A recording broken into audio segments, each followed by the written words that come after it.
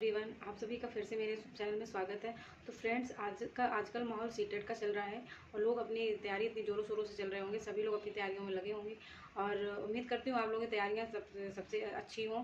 अभी 7 जुलाई को एग्ज़ाम है और आप लोग अपना तैयारी करते रहिए ऐसे ही जैसे तैयारी कर रहे हैं। तो इसी बीच में आप लोगों को एक छोटा सा वीडियो लेकर आई हूँ। अगर उस वीडियो आप लोगों को पसंद आता है तो अगर मैं मेरे वीडियो के माध्यम से आप लोगों को थोड़े भी मोटिवेट होते हैं या थोड़ी सी हेल्प मिल जाती है तो मुझे बहुत अच्छा लगेगा। तो मैं आने वाली हूँ कि सीडीपी में अच्छा स्कोर कैसे किया जाए।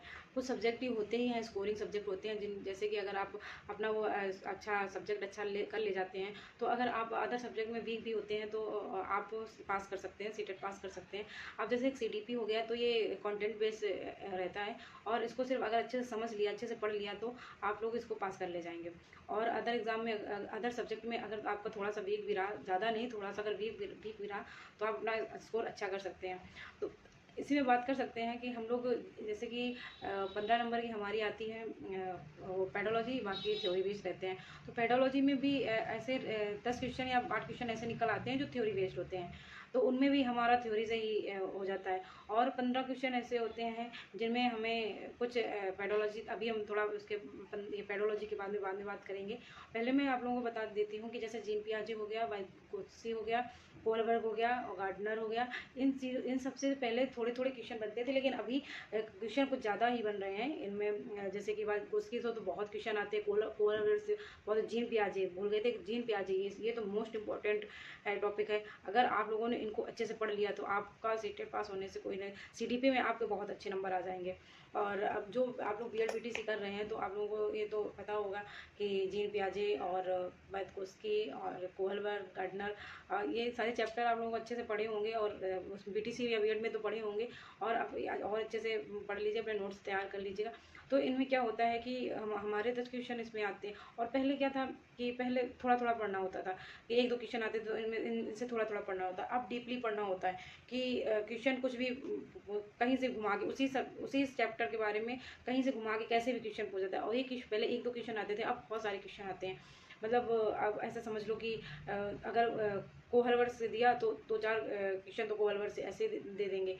और रही बात उसकी प्रीवियस, अगर आप क्या कहते हैं पेडोलॉजी अगर पढ़ना चाहते हैं तो आप लोग पेडोलॉजी के लिए कुछ नहीं, कुछ टैग वर्ड्स होते हैं। मतलब अभी हमने नेक्स्ट वीडियो में भी आप लोगों को बताया था कि पेडोलॉजी के लिए आप कुछ टैग वर्ड्स हैं और कुछ प्रीवियस ईयर के क्वेश्चन पढ़ लीजिए। प्रीवियस ईयर के चलो हम बाद में भी इस पर बात करते हैं, पहले कुछ टैग वर्ड के बारे में। जैसे कि आप क्वेश्चन में 10 क्वेश्चन तो मान लो ऐसे आते हैं टैग वर्ड से कि जिनको आप लोग ऐसे समझ के और सॉल्व कर लोगे कि ये जैसे कि बच्चा सक्रिय होना चाहिए, बच्चा को आत्मनिर्भर होना चाहिए और बच्चे को खुद से करके सीखना चाहिए। जैसे कि ये टैग वर्ड्स होते हैं, जैसे आपके क्वेश्चन में आ जाए कि बच्चा सक्रिय होता है, बच्चा आत्मकेंद्रित होता है, बच्चा खुद से करके सीखता है, बच्चा वातावरण में रह के सीखता है, या बच्चा किसी वातावरण की चीज़ों से रिलेट करके सीखता है। मतलब बच्चे को सक्रिय करके, बच्चे को बाल केंद्रित बिल्कुल ऐसे करके छोड़ देना चाहिए।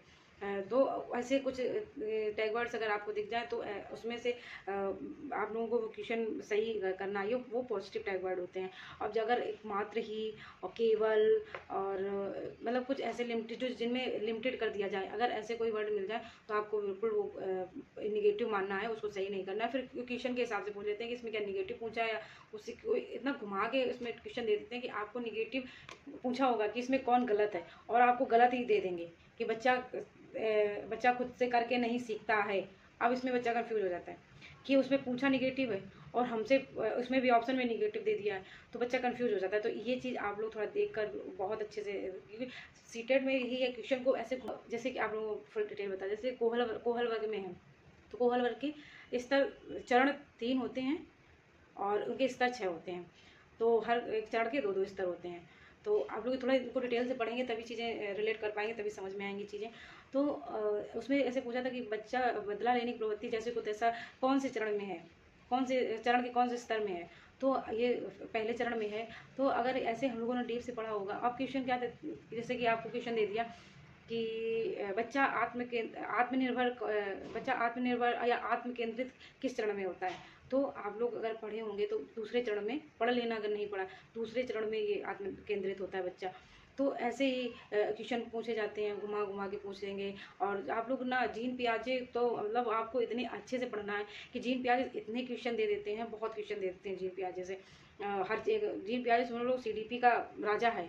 जीन पियाजे आपने अच्छे से पढ़ लिया तो आपको आपका स्कोरिंग बहुत ही अच्छा हो सकता है। फिर जैसे बच्चा सक्रिय होता है, बच्चा निर्माता होता है, बच्चा एक नन्हा वैज्ञानिक है, ये सब जीन पियाजे के उसमें है। तो आप जीन पियाजे बहुत ही जैसे कि जीन पियाजे पढ़ लेते हो तो जीन पियाजे के क्वेश्चन एनईपी और एनसीएफ 2005 से रिलेट करते हैं। आप लोग अगर जीन पियाजे को अच्छे से पढ़ा तो ये एनईपी और एनसीएफ बहुत अच्छे से कर पाएंगे। जैसे जीन पियाजे, कोलारवर्ग, वाइगोस्की, गार्डनर और अधिगम विकास, ये सारे चैप्टर्स को थोड़ा अच्छे से देख लो। बस इतने में से आता है, एक दो चीज़ें इधर उधर से पूछी होती हैं, बाकी इतने में से आता है। और आप लोग ना नोट्स कैसे बनाते हैं, मतलब नोट्स बनाने का एक तरीका बताते हैं। नोट्स आप बनाइए जैसे कि बारीक बनाइए, ऐसा नहीं कि नोट्स बनाते गए आप बहुत लंबा चौड़ा नोट्स बना रहे हैं, नहीं।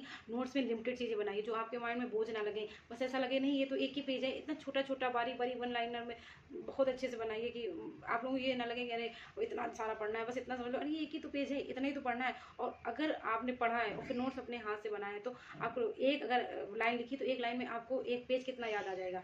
आप लोग एक पेज कितना, एक लाइन में बहुत इतना ऐसा नोट्स बनाइए। मैंने अपने नोट्स बनाए हुए हैं, अगर आप लोगों में से कोई कमेंट करे अगर किसी को हमारे नोट्स, मैंने बहुत सी चीज़ें ढूंढ ढूंढ कर बनाई है कि मैं अभी नोट्स इस वजह से नहीं दिखा पा रही हूँ, मैं अभी ससुराल में हूँ, मेरे नोट मायके में रखे। जब मैं पढ़ रही थी वहाँ पे सीटेट का एग्ज़ाम दिया था तो मैं मायके में ही थी, तो मैंने अपने नोट्स वहीं रख दिए हैं। अगर आप में से कोई भी कमेंट करता है किसी को मेरे नोट्स चाहिए तो आप लोग मुझे मैसेज करें, मैं फ़ोटो खींच के या व्हाट्सअप करवा कर मंगा लूँगी।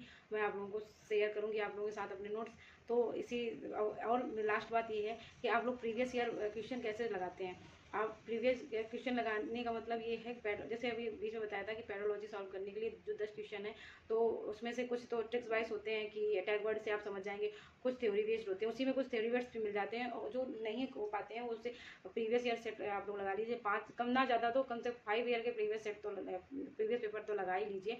उससे आपको बहुत ईजिली बहुत अच्छा स्कोर हो जाएगा। मैंने अपने साथ जब मेरे टाइम पे मैंने सीटेट दिया था तो मैंने इतना ही किया था, तो मेरे सीटेट 30 में 29। और प्रीवियस ईयर पेपर सॉल्व करने का एक तरीका ये भी है कि अगर आप लोग से प्रीवियस ईयर सॉल्व करते जा रहे हैं बस ऐसे नहीं करना है। प्रीवियस ईयर पेपर सॉल्व करने के लिए जैसे मैंने अपने टाइम पे किया था कि मैं चीज़ें, मुझे कोई गाइड करने वाला नहीं था, मैंने भी यूट्यूब का बहुत बड़ा सहारा लिया है कि मैं आप लोग ऐसे करिएगा जैसे प्रीवियस ईयर सॉल्व करते हैं। उन्हें जो चीज़ें आपको उस टाइम तो लगा कि हाँ नहीं मुझे समझ में आ गया, और कुछ टाइम बाद आप उसको भूल जाते हैं, तो कुछ चीज़ें जो मेन रहती हैं उसको आप नोट करते जाइए कि ये मेरे दिमाग से जा सकती है, तो उसको आप नोट करते जाइए और फिर इसके बाद उसको अच्छे से कर लो। और ऐसे ऐसे प्रीवियस ईयर सॉल्व करते जाइए। अगर आपने प्रीवियस 5 ईयर के भी प्रीवियस सेट लगा लिए तो मैंने भी ऐसा ही किया था। तो मेरे अगर सीडीपी की बात करें तो मेरे सीडीपी में 20 जो मैंने बताया यही मैंने भी अप्लाई किया था, तो मेरे सीडीपी में 30 में से 29 नंबर आए थे। तो आशा करती हूँ कि आप लोगों को मेरे वीडियोस अच्छे लगते हो या ना लगते हो तो प्लीज़ कमेंट में बता दीजिए करिए। तो मैं